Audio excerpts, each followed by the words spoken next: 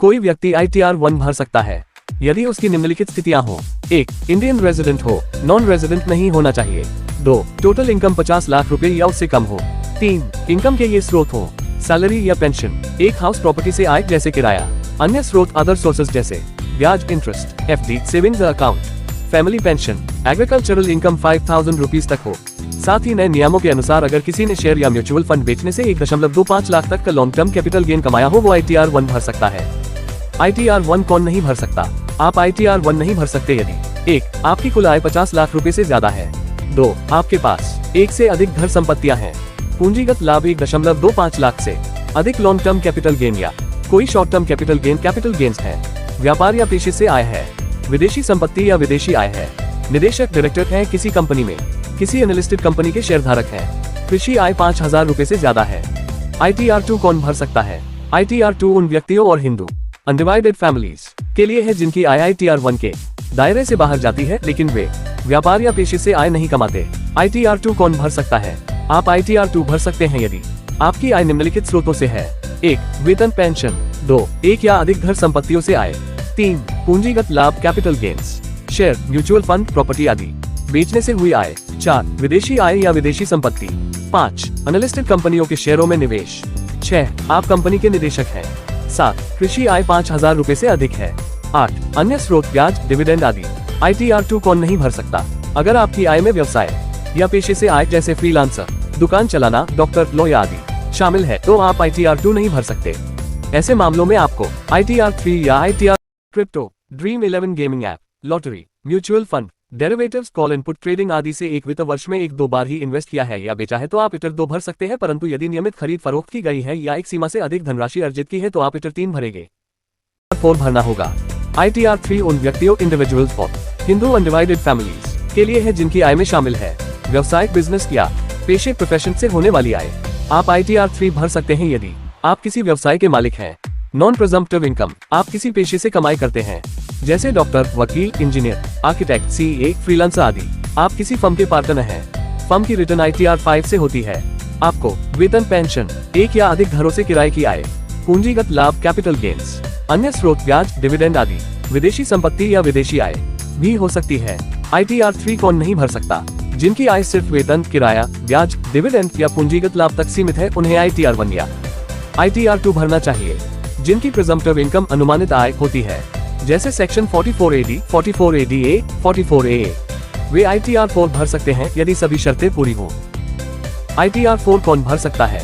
जिसे एक सुगम फॉर्म ITR-4 उन व्यक्तियों, हिंदू अनडिवाइडेड फैमिलीज और फर्म्स के लिए है जो प्रिजम्प्टिव इनकम स्कीम के तहत आय दिखाते हैं यानी आय का अनुमान लगाकर टैक्स भरते हैं।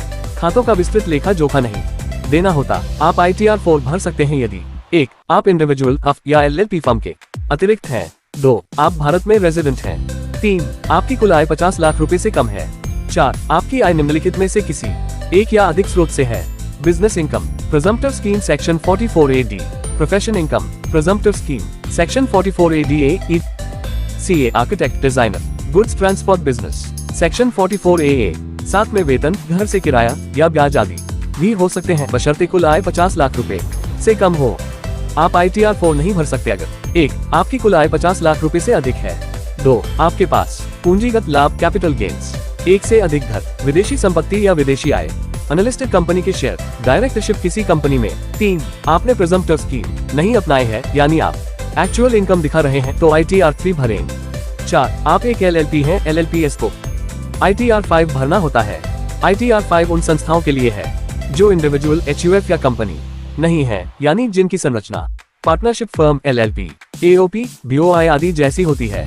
ITR-5 कौन भर सकता है? निम्नलिखित संस्थाएं ITR-5 भर सकती हैं।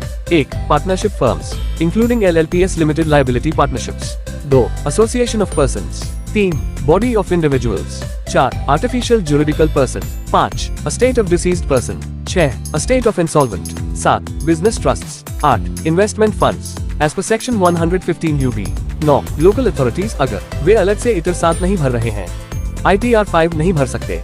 1. इंडिविजुअल व्यक्ति, उन्हें ITR-1 से ITR-4 भरना होता है। 2. HUFS हिंदू अनडिवाइडेड फैमिली, इन्हें ITR-1, 2, 3 या 4 भरना होता है। 3. कंपनीज, उन्हें ITR-6 या ITR-7 भरना होता है। 4. Trust, political parties, charitable institutions आदि, उन्हें सामान्यतः ITR 7 भरना होता है। ITR 6 उन कंपनियों के लिए है जो कंपनीज एक्ट 2013 के अंतर्गत रजिस्टर्ड हैं और धारा 11 के अंतर्गत टैक्स छूट का दावा नहीं कर रही हैं, यानी चैरिटेबल रिलीजियस उद्देश्य से काम नहीं कर रही हैं। ITR 6 कौन भर सकता है? आपकी कंपनी ITR 6 भर सकती है यदि वह 1. Private limited company, public limited company या 1 पर्सन कंपनी है। 2. धारा 1 सेक्शन 11 के तहत टैक्स छूट का दावा नहीं करती है। 3. कंपनी का उद्देश्य व्यावसायिक है, जैसे प्रोडक्ट, सर्विस बेचना, मुनाफा कमाना आदि। 4. कंपनी घरेलू या विदेशी किसी भी प्रकार की हो सकती है। ITR 7 फॉर्म उन व्यक्तियों या संस्थाओं द्वारा भरा जाता है जो इनकम टैक्स एक्ट की कुछ विशेष धाराओं के अंतर्गत अपनी आय घोषित करते हैं। 1. धारा 139(4)(a) के अंतर्गत वे धार्मिक या धर्मार्थ ट्रस्ट संस्थाएं जो आय प्राप्त करती हैं और उन पर सेक्शन 11 और 12 के तहत छूट का दावा करती हैं, जैसे मंदिर, ट्रस्ट, NGO जो शिक्षा या स्वास्थ्य सेवा देती है आदि। 2. धारा 139(4)(b) के अंतर्गत राजनीतिक दल, यदि किसी राजनीतिक दल की आय मूल छूट सीमा से अधिक है तो उसे यह रिटर्न भरना होता है।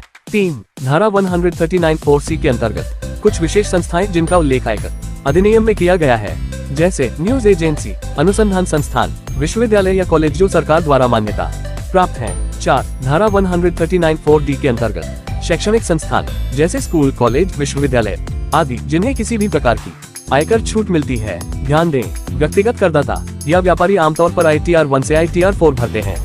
ITR 7 केवल उन संस्थाओं के लिए है जो ट्रस्ट, राजनीतिक दल या विशिष्ट शैक्षणिक धार्मिक कार्य करती हैं।